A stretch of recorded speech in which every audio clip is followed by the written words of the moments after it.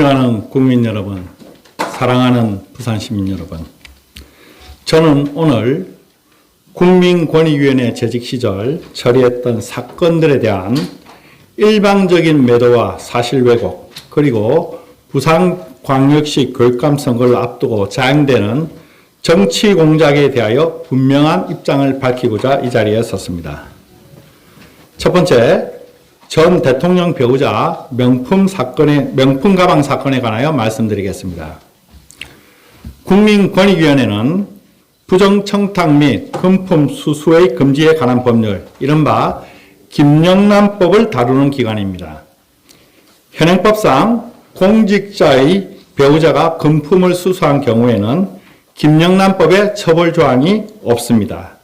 그리고 공직자 중 대통령은 대통령 기록물 관리법에 따라 김영란법의 처벌 조항이 적용되지 않습니다. 물론 금품 수수는 도덕적, 정치적 비난의 대상이 되어야 마땅합니다. 그러나 국민권익위원회는 도덕과 윤리를 관장하는 기관이 아니라 헌법과 국민의 기본권을 수호하는 법 집행기관입니다. 따라서 종결 결론을 유지한다는 국민권익위원회의 TF 판단은 제형법정주의에 따라 지극히 상식적이고 당연한 결론입니다. 두 번째, 법 왜곡을 하시지 마시기 바랍니다. 이 사건은 규정과 절차에 따라 투명하게 처리되었습니다. 전원위원회 위원 15명의 표결로 결론이 도출되었고 결정문 또한 전원위원회에서 처리되었습니다.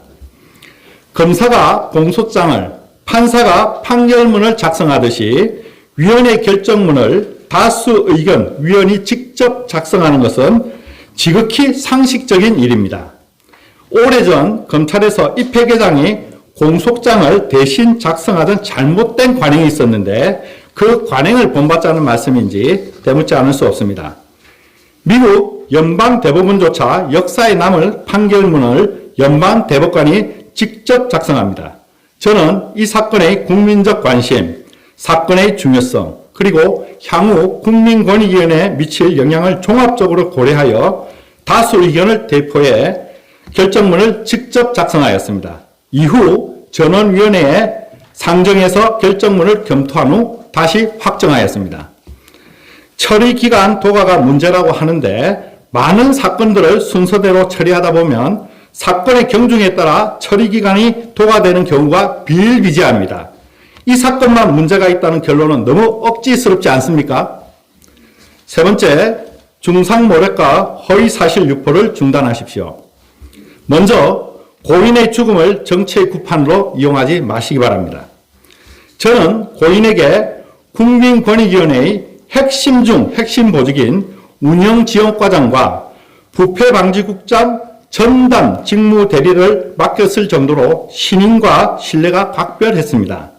이 자리는 인사와 예산을 담당하고 있는 법무부 검찰국장, 법원의 행정처의 판사 자리에 비견되는 보직입니다.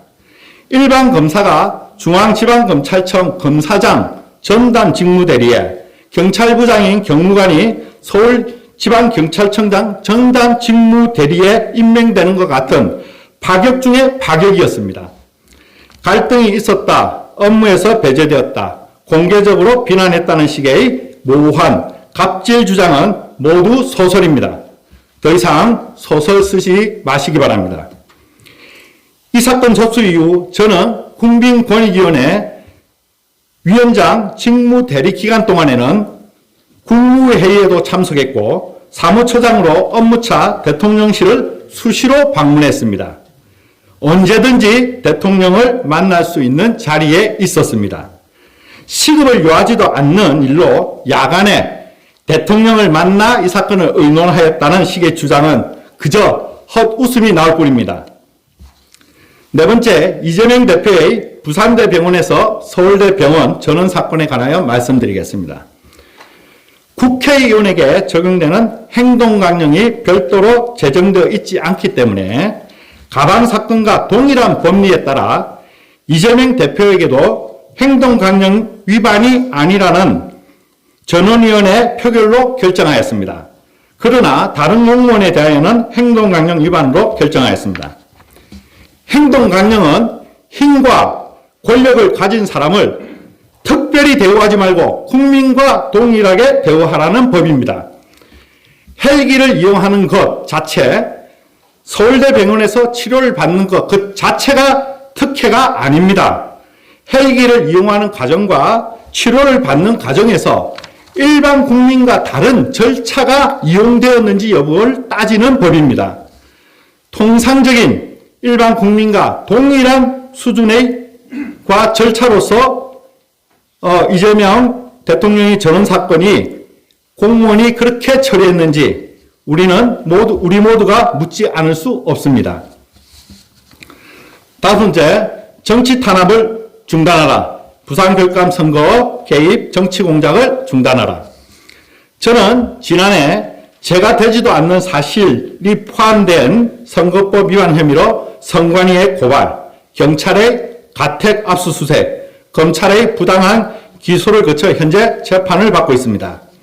같은 달 같은 시각 세계로교회 손현보 목사 또한 압수수색을 당했고 이후 구속되어 147일간의 옥고를 치르셨습니다.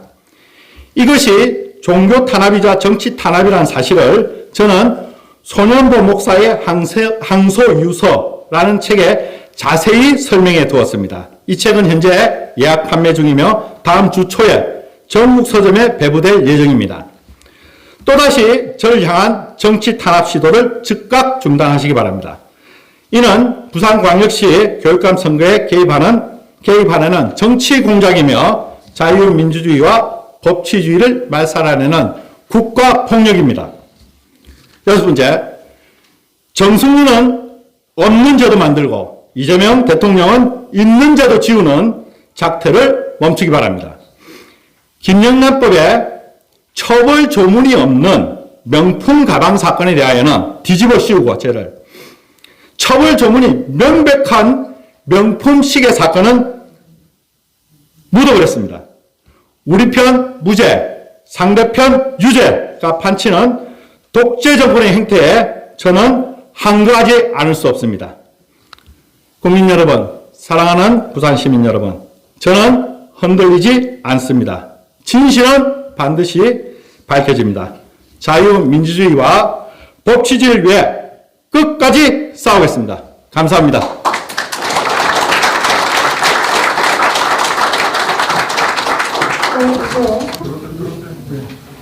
오늘은 법치주의 사망일입니다. 제가 그래서 까만 넥타이를 맸습니다. 있을 수 없는 일이 벌어지고 있습니다. 이재명 대통령 지옥이 여전히 국민권익위에서 진행되고 있습니다. 불의에 끝까지 굴복하지 않고 항거하겠습니다. 오늘 이 자리를 지켜주셔서 감사합니다.